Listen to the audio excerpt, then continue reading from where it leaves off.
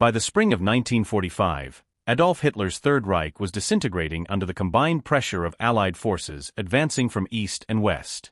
In the east, the Red Army's final offensive swept through East Prussia, Silesia, and Pomerania, closing inexorably around Berlin.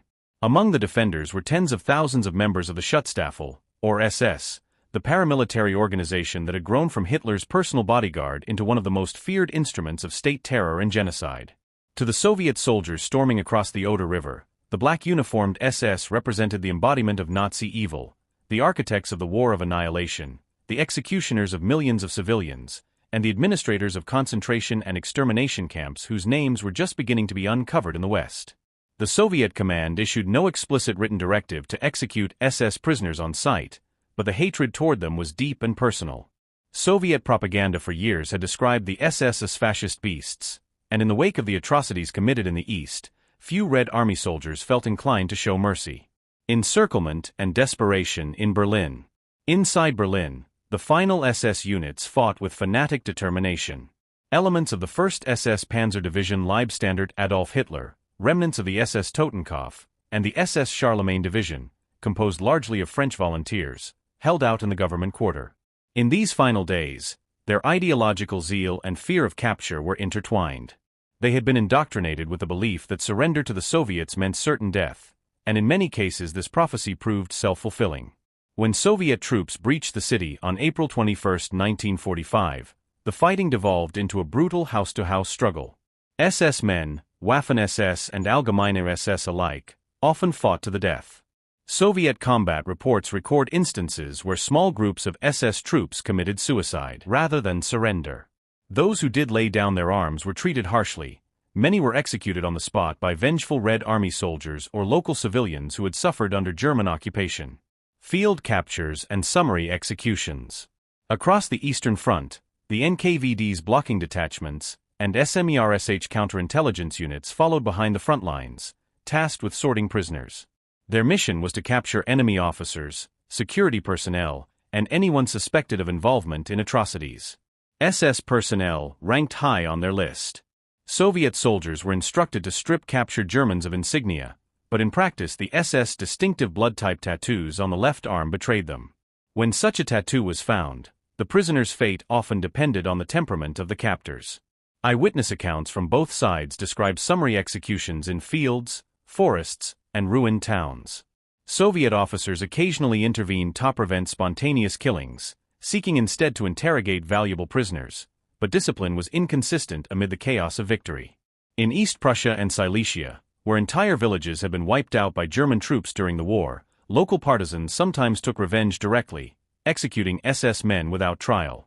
From battlefields to makeshift camps.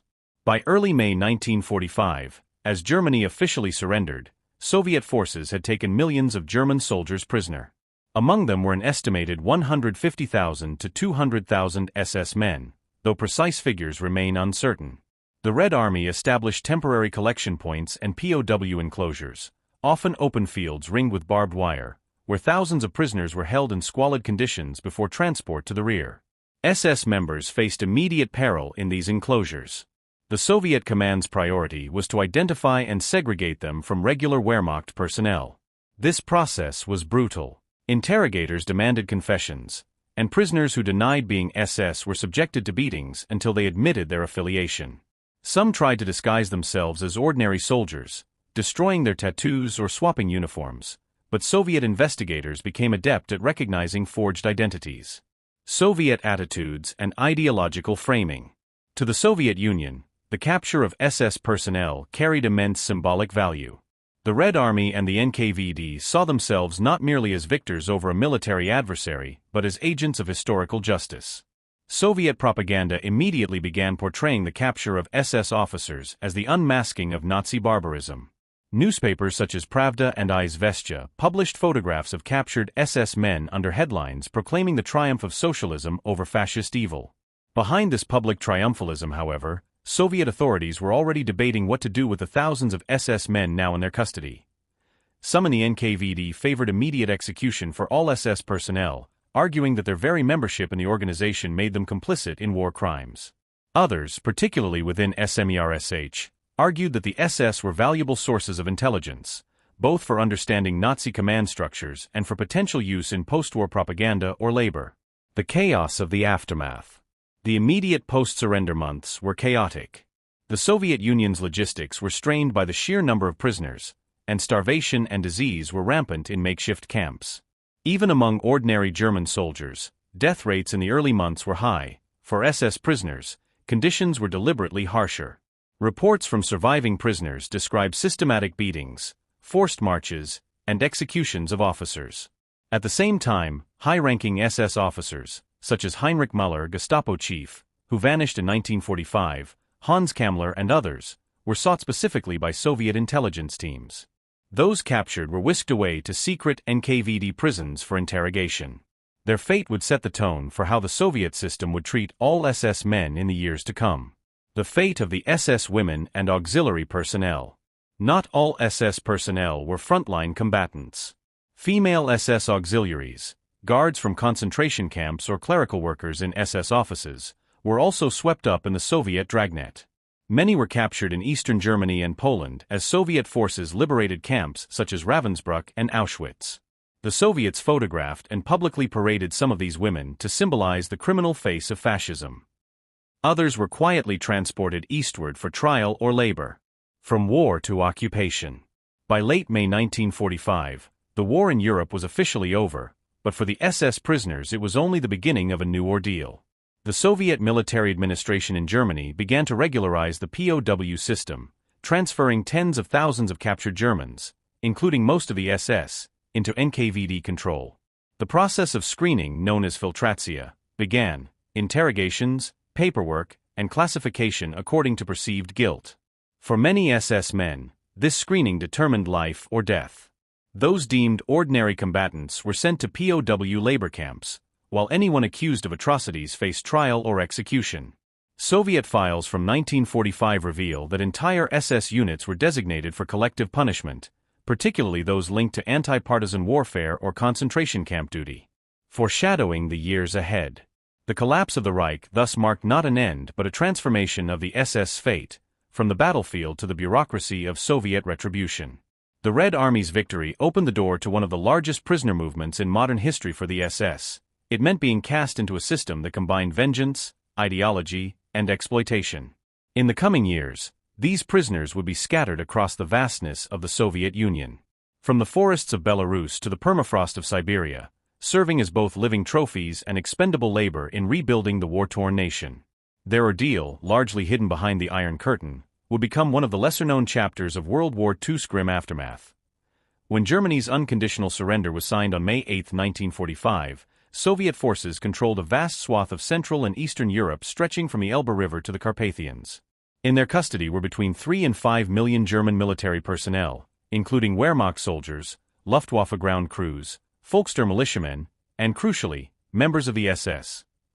Managing this human tide became one of the Soviet Union's first post-war logistical and political challenges. Within days of the surrender, the NKVD, commanded by Lavrenti Beria, assumed primary responsibility for prisoners of war. The Army's frontline cages and ad hoc enclosures gave way to a rapidly expanding network of transit and filtration camps. These facilities served two purposes: to gather intelligence and to determine who among the captives was guilty of war crimes. For the NKVD, the SS was the primary target group.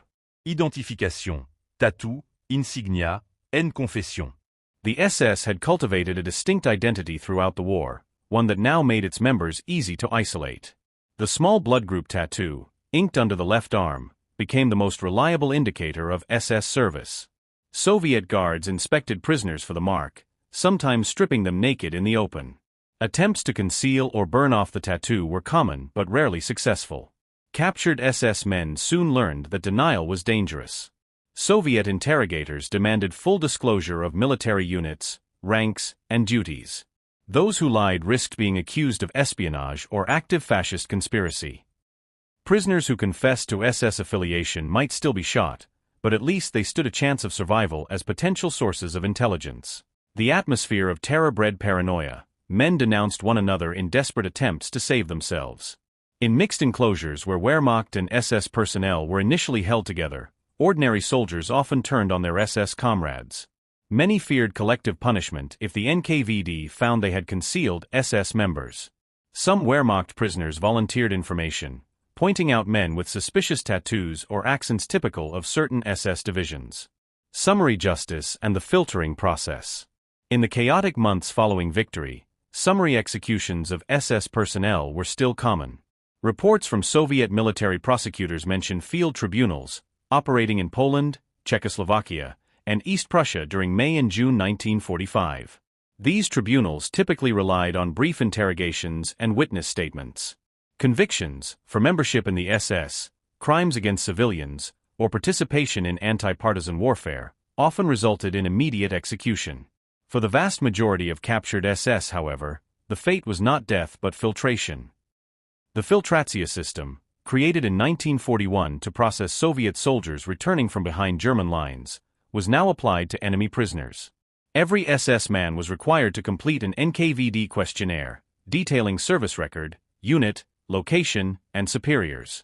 Soviet intelligence cross-checked these statements with captured documents and testimonies from other POWs. Those who were found to have served in the Waffen-SS combat units, but without direct involvement in war crimes, were marked for long-term imprisonment and labor. Those linked to concentration camps, police units, or anti-partisan formations were classified as criminals to be tried or executed. Interrogation and psychological warfare. The SMERSH organization, short for Smrtspionem, death to spies, played a crucial role in these early months. Initially established to root out German agents within the Red Army, SMERSH evolved into an all-purpose intelligence and counterintelligence service. Its officers interrogated high-value SS prisoners to extract both military information and political confessions. These interrogations were often brutal. Surviving transcripts reveal a pattern of beatings, sleep deprivation, and humiliation. Prisoners were forced to write lengthy autobiographies, listing every superior and subordinate. Soviet interrogators sought not just facts but ideological conversion. Many prisoners were compelled to denounce Hitler and the Nazi Party, signing statements that painted the SS as criminal conspiracies against humanity. Some of these confessions later appeared in Soviet newspapers or propaganda films, presented as repentance of fascist officers. For the Soviets, such spectacles were useful tools in shaping the post-war narrative, proof that even the most fanatical Nazis had been broken and exposed by socialism. Transport eastward. By late summer 1945, the NKVD began large-scale transfers of prisoners from temporary enclosures in Poland and eastern Germany to permanent camps inside the Soviet Union. The transports, typically by rail, could last several weeks. SS prisoners were often segregated from other Germans and placed in the harshest conditions, crowded cattle cars with little food or water. Mortality during these journeys was high. The NKVD recorded tens of thousands of deaths in transit between May and September 1945. Many prisoners died of dysentery, dehydration, or wounds left untreated since the war. Survivors recalled corpses being thrown from train cars at night or buried along the tracks. Those who reached the Soviet interior were distributed among special POW camps, often adjacent to industrial centers or mining regions. The system soon extended from the western USSR to the Urals, Siberia, and Central Asia. SS men found themselves in camps such as Vorkuta, Karaganda, Norilsk, and Tambov, names that would become synonymous with frozen desolation. Women and non-German SS personnel. The Soviet sweep also captured many non-German volunteers who had served in SS formations: Dutch, Flemish, Danish, French, Latvian, Ukrainian, and Croatian men who had fought under the black insignia. Soviet authorities viewed these foreign SS troops with particular suspicion. They were considered traitors to their nations and ideological converts to fascism. Many were never repatriated. Instead, they were tried as war criminals or perished anonymously in Soviet camps. Female SS personnel, especially guards from camps like Ravensbrück, Auschwitz, and Majdanek, were treated as emblematic of Nazi cruelty. Soviet tribunals in Poland and Czechoslovakia conducted highly publicized trials, often sentencing them to death or long imprisonment. Some were paraded before journalists, forced to describe their crimes in detail. Others were quietly deported to the Soviet interior, disappearing into the same Gulag system as their male counterparts. The Soviet view, retribution and utility. The Soviet approach to SS prisoners combined vengeance with pragmatism. Ideologically, The SS represented the essence of Hitlerite fascism, and their punishment served as moral vindication for the suffering inflicted upon the Soviet people. Yet the USSR was also devastated, its cities in ruins, its industries crippled, its workforce depleted. Prisoners, including SS men, became a source of labor for reconstruction. Beria's NKVD established the main administration for affairs of prisoners of war and internees (GUPV) to coordinate this massive labor system. By the end of 1945, over 2.3 million German POWs were in Soviet custody, a significant portion of whom were assigned to heavy labor projects, rebuilding Stalingrad, constructing railways, mining coal in the Donbass, or harvesting timber in Siberia. The SS, often isolated in special contingents, were deployed in the most dangerous and grueling environments. The early trial and public propaganda. While the bulk of SS prisoners disappeared into labor camps, a select few were singled out for public trials. These early proceedings, held in liberated territories such as Minsk, Smolensk, and Kiev, aimed to demonstrate Soviet justice. The defendants were often mid-ranking SS officers accused of atrocities against civilians. In June 1945, for example, a Soviet military tribunal in Riga tried several SS and police officers responsible for mass executions in Latvia. The trials were open to the public and heavily covered in the press. All defendants were sentenced to death and executed publicly. Similar events followed in Minsk and Lublin, serving both judicial and propaganda functions, to cement the SS image as villains and to legitimize Soviet retribution. Anatomy of survival. For the average SS prisoner, survival depended on adaptability and luck. Those who cooperated, performed skilled labor, or demonstrated ideological repentance stood a slightly better chance of endurance. Some managed to pass as ordinary soldiers, though discovery could come years later. Food rations were meager, medical care almost non-existent, and the combination of hunger, cold, and exhaustion claimed many lives. Still, in the hierarchy of Soviet vengeance, not every SS man was executed. The machinery of punishment required workers, and the Gulag was as much about exploitation as it was about revenge. The transition from chaos to system. By the closing months of 1945, the Soviet handling of German prisoners, and particularly SS members, was shifting from the improvised brutality of the immediate post-war months to a more structured system of control and utilization. The NKVD and SMERSH, the Soviet Military Counterintelligence Agency, had finished their initial round of filtration. Those prisoners deemed most valuable for intelligence or propaganda purposes were transferred to special interrogation centers across the Soviet Union and Eastern Europe. The transition was part of a larger Soviet post-war goal, to exploit captured enemies not only for labor but also for knowledge, military, political, and psychological. The SS, with their reputation for secrecy and ideological fanaticism, were seen as potential repositories of insight into Nazi methods, networks, and intentions. The structure of Soviet interrogation. By late 1945, SMERSH and the NKVD had established several key interrogation hubs in Moscow, Minsk, Smolensk, and Kiev, as well as within the occupied zones of Germany and Austria. These were often disguised as special camps, but functioned essentially as intelligence prisons. The most famous of these was Buturka prison in Moscow, where hundreds of high-ranking SS and Wehrmacht officers were confined and interrogated under the supervision of NKVD officers. The interrogation process followed a consistent pattern. Prisoners were first subjected to biographical and unit debriefings, often lasting several days. Every detail of their wartime activities, from the units they served in to the names of superiors, subordinates, and collaborators, was documented. The information was cross-referenced against captured German archives and the testimony of other prisoners. After this factual phase came the ideological interrogation, in which prisoners were pressed to confess their role in the crimes of fascism and to articulate a moral or political renunciation of their past. These confessions, though often extracted through coercion or physical abuse, were prized by the Soviets as tools for propaganda. Tactics of coercion and compliance. Soviet interrogators employed a mixture of psychological pressure and calculated cruelty. Techniques included sleep deprivation, isolation, threats against family members still in the Soviet-occupied zone, and staged mock executions. Some SS prisoners were shown photographs of atrocities committed by their comrades, entire villages destroyed, civilians hanged, or bodies at extermination sites, and forced to write statements of guilt. Yet the system was not entirely mindless brutality. Soviet officers were often highly educated, fluent in German, and methodical in their questioning. They sought patterns, organizational charts, and ideological explanations.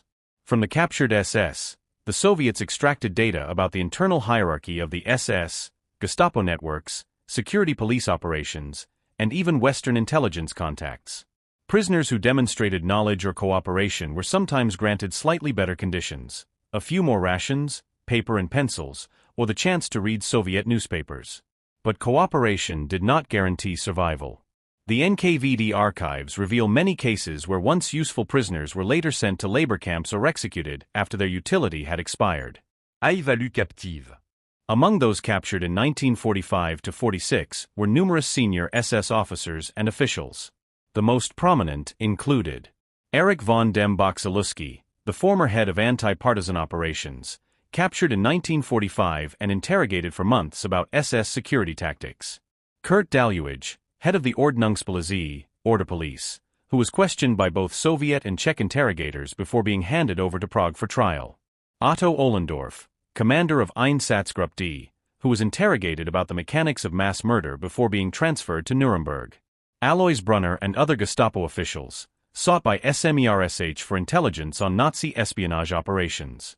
Soviet intelligence also captured lesser-known figures with technical expertise, engineers from SS research departments, administrators from concentration camp systems, and propaganda specialists. These men were not merely punished, some were absorbed into Soviet intelligence projects, echoing the Western Allies Operation Paperclip. Interrogation as propaganda. The Soviet state quickly recognized the propaganda value of captured SS men. The Central Committee's Agitprop department directed a series of press campaigns from late 1945 onward portraying repentant SS officers confessing their crimes.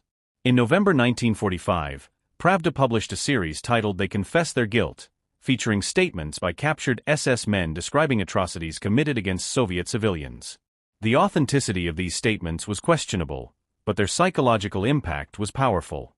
Soviet readers, still mourning the destruction of their towns and families, saw these confessions as moral closure, the vanquished enemy acknowledging his guilt before the world.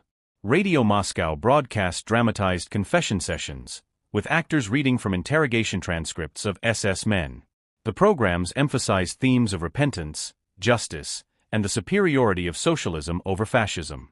The message was clear: Soviet victory had not only destroyed the Nazi army but also morally conquered the ideology that fueled it. Scientific and strategic intelligence. Beyond propaganda, the NKVD and Soviet military intelligence, GRU, sought practical benefits from their captives. The SS had overseen vast programs of scientific and military research, from advanced weaponry to medical experiments. Soviet interrogators pressed captured SS doctors, engineers, and administrators for technical data. Several SS scientists were reportedly transferred to research institutes under NKVD supervision, particularly in aviation and rocketry. Some were used to corroborate information gleaned from captured German documents, others to assist Soviet researchers in reverse engineering technologies. This process mirrored Western efforts to exploit German expertise, but in the Soviet case it occurred under extreme coercion and secrecy. Many of these men never returned home. Their knowledge was extracted. The Soviet regime considered this not an injustice but an expression of revolutionary legality, the punishment of class enemies and fascist criminals by the workers' state. Still, the information obtained from these interrogations had lasting effects. Soviet intelligence gained deep insight into Nazi counterintelligence methods, logistical operations, and even the early anti-Soviet resistance forming in Eastern Europe. Ironically, some of the SS men interrogated in 1945 to 46 provided the very intelligence the Soviets used to suppress post-war nationalist movements in the Baltics and Ukraine. The end of SMERSH and institutional transition. In 1946, as the Soviet Union reorganized its security services, SMERSH was dissolved, and its personnel were absorbed into the MGB, Ministry of State Security. The new agency inherited SMERSH's files, its interrogation centers, and its prisoners. For the SS captives, this change brought little relief. The MGB continued the same practices under new bureaucratic labels. By the end of 1946, the interrogation phase of the SS prisoners' ordeal was largely complete. The Soviet state had extracted what it wanted: intelligence, confessions, and propaganda victories. Now the focus would shift toward punishment through labor, the long years in the Gulag camps that would define the next stage of their existence. From intelligence to justice. By 1946, the initial frenzy of interrogation and exploitation had run its course. The Soviet Union, consolidating its victory, began presenting itself as a champion of justice, the moral avenger of fascism. The chaos of the war's immediate aftermath gave way to a more bureaucratic phase of punishment, characterized by show trials, secret tribunals, and the long shadow of the Gulag.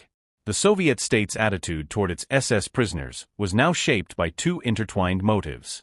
The first was ideological vindication, to prove before the world that the USSR had crushed not only Hitler's armies, but the very ideology of fascism. The second was political utility, to use the trials to legitimize Soviet dominance over Eastern Europe and to frame post-war justice on communist terms. The Soviet legal framework. The legal foundation for these proceedings rested on a series of wartime decrees and the Soviet Union's own Extraordinary State Commission, CHGK, established in 1942 to document Nazi crimes. The Commission's findings, which often combined genuine evidence with politically convenient conclusions, formed the evidentiary backbone of Soviet war crimes prosecutions. Under Soviet law, membership in the SS, Gestapo, or SD security service was itself defined as criminal, independent of specific actions. This approach, later echoed at Nuremberg, reflected a collective understanding of guilt. To belong to these organizations was to have participated in the machinery of fascist oppression, the very ideology of fascism. The second was political utility, to use the trials to legitimize Soviet dominance over Eastern Europe and to frame post-war justice on communist terms. The Soviet legal framework. The legal foundation for these proceedings rested on a series of wartime decrees and the Soviet Union's own Extraordinary State Commission, CHGK, established in 1942 to document Nazi crimes. The Commission's findings, which often combined genuine evidence with politically convenient conclusions, formed the evidentiary backbone of Soviet war crimes prosecutions. Under Soviet law, membership in the SS, Gestapo, or SD security service was itself defined as criminal, independent of specific actions. This approach, later echoed at Nuremberg, reflected a collective understanding of guilt. To belong to these organizations was to have participated in the machinery of fascist oppression. Military tribunals were authorized to impose the death penalty or 25 years forced labor, and their judgments were not subject to appeal. Proceedings were swift, often lasting only a few days, and the defendants rarely had legal counsel beyond nominal Soviet-appointed advocates. The Moscow and Eastern European trials. Between 1946 and 1949, the Soviet Union orchestrated dozens of major trials of German war criminals, many of them SS officers, across its own territory and the emerging Eastern Bloc.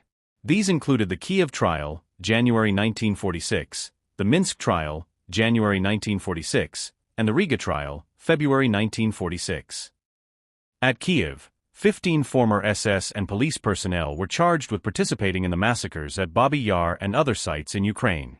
The trial was public, attended by Soviet citizens and journalists. Defendants confessed, almost certainly under duress, to mass killings, village burnings, and deportations. All were sentenced to death and executed publicly before tens of thousands of spectators. The pattern repeated in Minsk and Riga, where captured SS and Gestapo officers were accused of orchestrating genocide and atrocities against civilians. These trials were theatrical in form but deeply serious in effect. They cemented the Soviet narrative of moral superiority and served as warnings to any potential dissidents in the newly occupied territories. The role of propaganda and the press. The Soviet press covered these trials exhaustively. Newspapers printed long excerpts from confessions, emphasizing both the defendants' crimes and their repentance. Headlines proclaimed, "The fascist executioners face the people's justice, and retribution has found the murderers." The trials also functioned as a tool of political education. Soviet citizens were urged to attend public executions and exhibitions of Nazi crimes, often held alongside the tribunals. School children were shown displays of SS uniforms, weapons, and photographs of atrocities, reinforcing the image of the SS as inhuman monsters. For the broader Eastern Bloc, especially in Poland, Czechoslovakia, and East Germany, these Soviet-led trials provided the template for national purges and domestic war crimes prosecutions. The message was consistent: fascism had been defeated not just by armies, but by the moral force of socialism. the lesser trials and the machinery of routine justice. Beyond the high-profile spectacles, thousands of lesser SS personnel faced closed military tribunals in the Soviet Union itself.